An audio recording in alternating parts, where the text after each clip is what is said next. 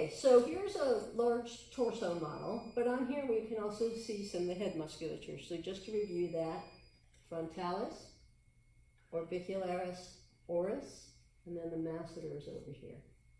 Now if we start looking on the anterior side, pectoralis major, shoulder flexor, internal rotator, adductor. Here's our deltoid, and again the deltoid is going to do all motions except adduction of the shoulder. And then here's the pectoralis minor. So again in the pectoral region, but small by comparison to the major. Okay, so it's a deeper muscle. And now we can see some of the abdominal muscles. So here's one straight up and down, rectus abdominis. Okay, these are the little connective tissue lines that gives us the appearance of a six-pack. If we have low body fat, we can see the six-pack. Okay. Now I'm going to turn this just a little bit because I want to show you over here on this side.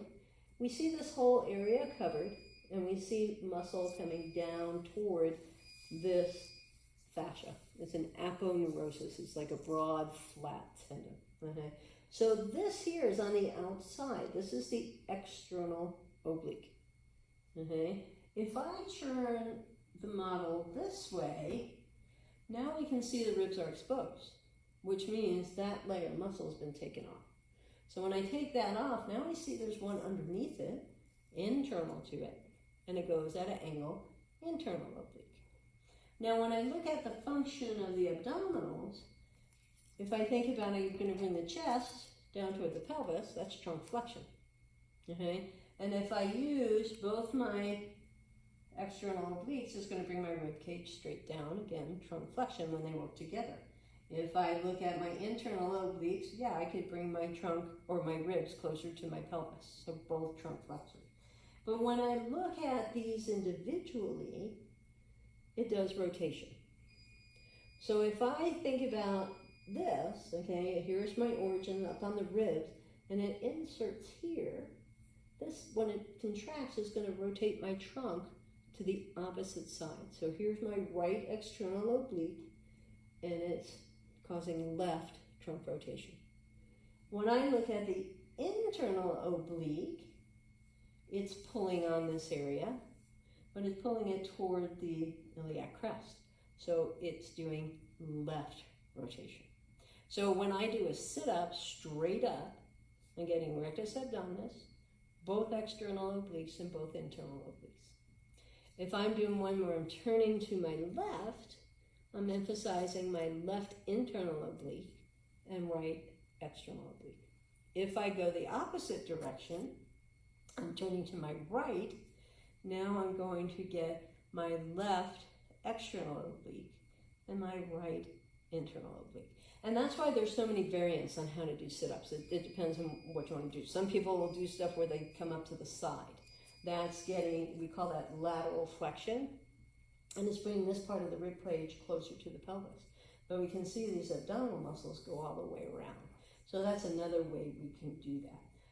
Another muscle that we'll see in this view is the serratus anterior.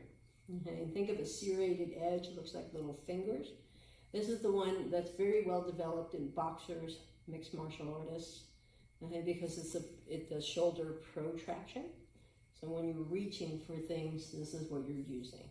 This is also area that people are pretty ticklish when you poke on those. Okay? But it also will have some impact on rib function, not indirectly impact rib function. Okay, now I'm going to turn this completely around so we can see some of the posterior muscles. And on here, we can see, again, here would be my deltoid. Over here, I'm above the spine, supraspinatus, below the spine, infraspinatus. But now I can see this big guy here. And imagine there's one over here as well. It's been removed on this side, but if we had both sides, it looks like a trapezoid. So this is the trapezius muscle. Okay, really large muscle, starts at the base of the skull, goes down all the way to T12. It's a pretty extensive muscle.